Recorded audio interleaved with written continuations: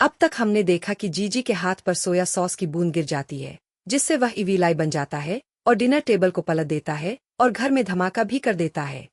लेकिन तभी मोमो उस पर गर्म पानी डाल के उसे वापस जीजी बना देती है। आयरा जीजी को डांटने लगती है कि कितनी बार कहा है कि ठंडे पानी से दूर रहो। मोमो देखती है कि ओकारून को थोड़ी चोट भी आ गई थी।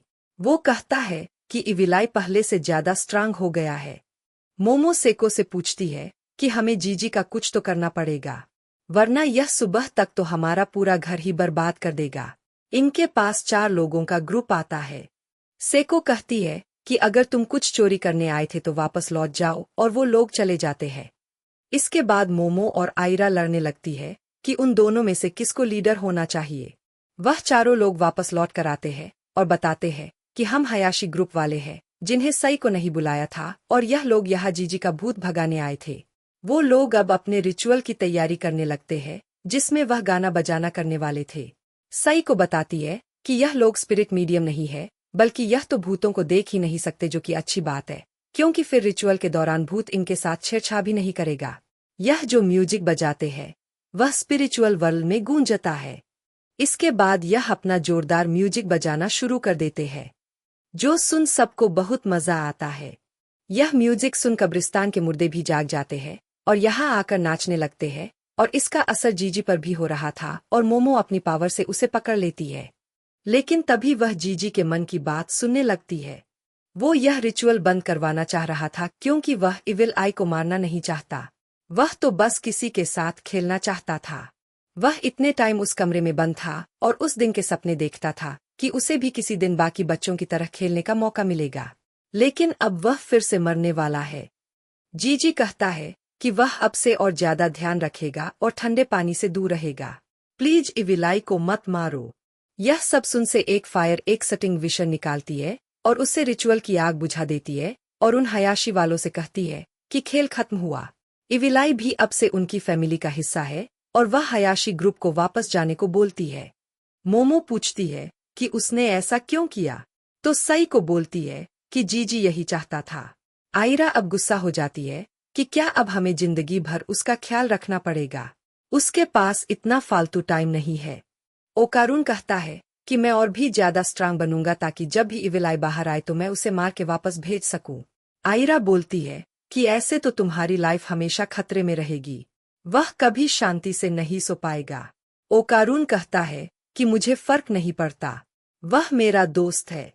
यह सुन अब मोमो भी कहती है कि फिर मैं भी स्ट्रांग बनूंगी और हम दोनों मिलके इविलाई से लड़ेंगे, जिस पे आयरा और मोमो फिर से लड़ने लगते हैं। आयरा कहती है कि वह भी उससे कम नहीं है।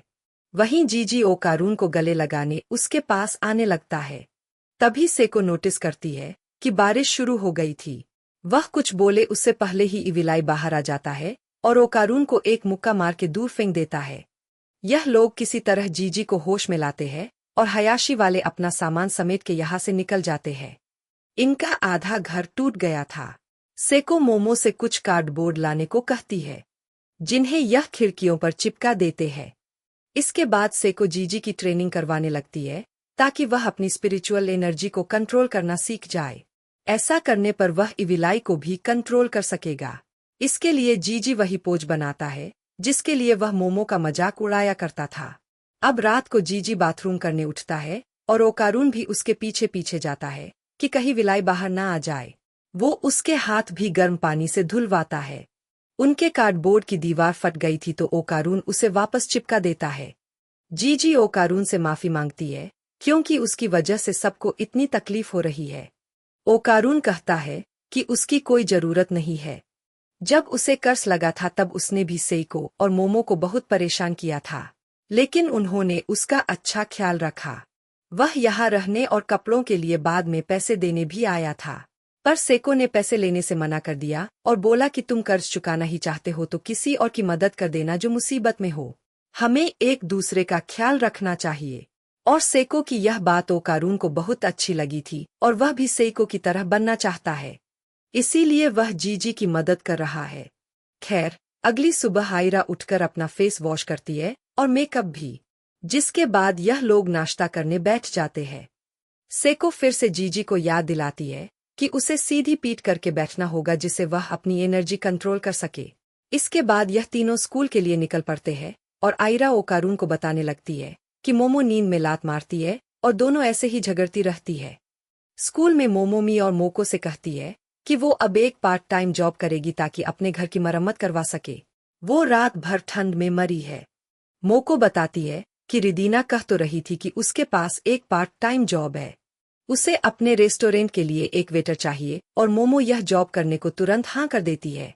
स्कूल खत्म होते ही मी और मोको ओकारून के पास आती है और कहती है कि मोमो तो जॉब करने गई है तो तुम हमारे साथ कॉफी पर चलो। वह जबरन उसे घसीट कर अपने साथ ले जाने लगती है कि उन्हें तो बस उसके साथ कॉफी पीनी है।